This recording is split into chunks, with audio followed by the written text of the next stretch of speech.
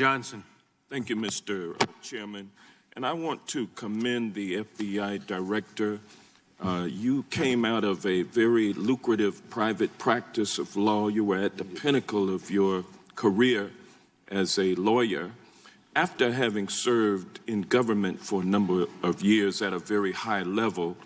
And so after 10 years of being out in the practice of law, both as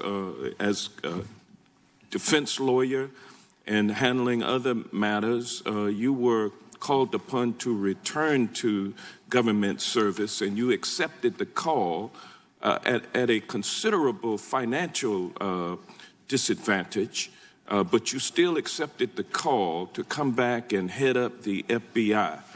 And in your confirmation proceeding, you were asked a question in the Senate if you believed that the investigation into the Russian 2016 election interference was a witch hunt, and under what many would have felt would be pressure to say, to equivocate in some way, you came right out and you said that no, you did not believe that it was a witch hunt. And ever since then, you have conducted yourself as FBI director in that same honest and forthright way. And that's a refreshing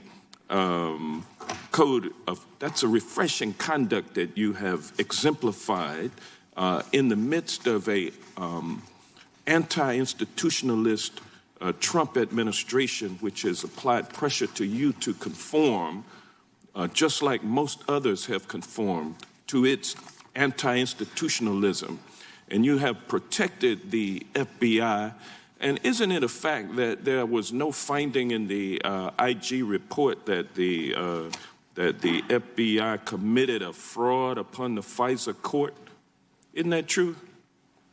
Well, Congressman, I want to be consistent in the way I'm answering everyone's questions. As to the Inspector General's report, he put an enormous amount of work, over 1 million documents, 170 interviews, and I just really don't want to be characterizing his findings. He made very specific findings, both about what he found and about what he did not find in that report. The FBI committed a fraud on the FISA court, and I just don't read the report to say that. Now, he did identify some deficiencies in the warrant reauthorization application process, and I think you'll probably find those kinds of shortcomings in every law enforcement agency in America. If you look carefully enough, you'll find some of that going on. But I'm convinced that you have made it clear that no cutting of corners, no taking the easy way out, do it the hard way. And I expect that from the FBI. And so I want to thank you for your conduct in protecting the FBI as an institution. It's not a rogue agency out there hurting people. And I'll say this about encryption. When it comes to domestic terrorism and hate crimes and right-wing extremist nationalist groups, anti-Semitic groups out here using encryption to organize, to plan, and then to conduct operations that actually result in people being killed and injured, and our government being destabilized, and you're doing it in a way that you cannot be surveilled, you cannot be held to account in any way after the fact for what you did. I think that is a danger to our society. And on the other hand, when it comes to the government of, by, and for the people, to provide for the common defense and promote the general welfare, if we can't rely on our government to have the ability to protect its own secrets, while at the same time getting at wrongdoing that wrongdoers try to keep secret, then we're in dangerous territory.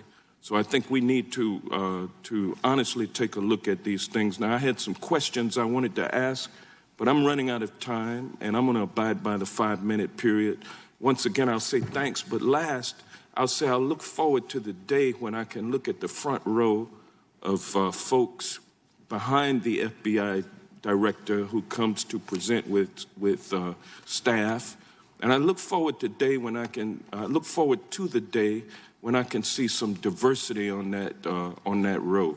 I look forward to the day when I can see somebody who looks like me on that row.